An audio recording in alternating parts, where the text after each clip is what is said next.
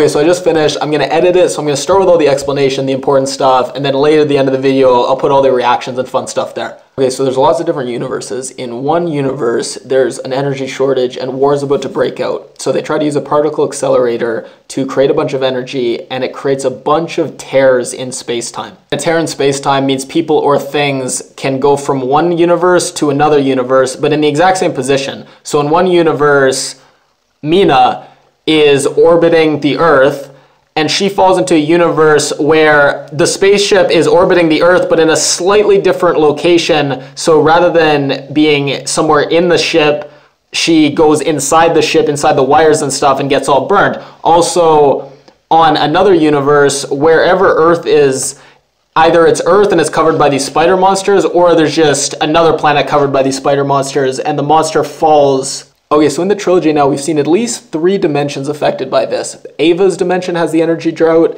and also Mina's dimension has the energy drought, but Cloverfield, the original, doesn't have the energy drought, and it didn't really seem like Cloverfield Lane did either, but that's still a toss-up, but at least 3 dimensions. And we know 3 because the original Cloverfield didn't have the energy drought.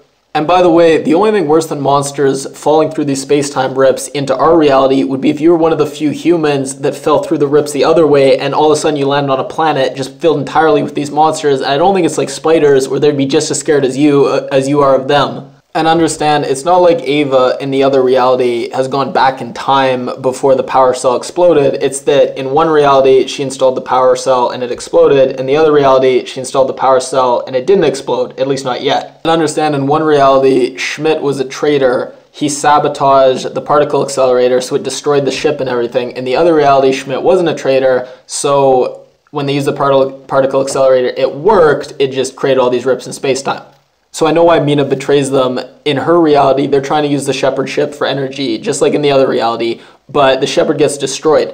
Now, the Shepard from the other reality lands on her reality, and she doesn't want to let them go back to the other reality because then she's going to have no possible energy solution to save the crisis. Okay, now there's that interesting idea that if you get transported to another reality where some big personal tragedy didn't occur in this reality, would you really want to go home to your original reality, or would you just want to stay in this one?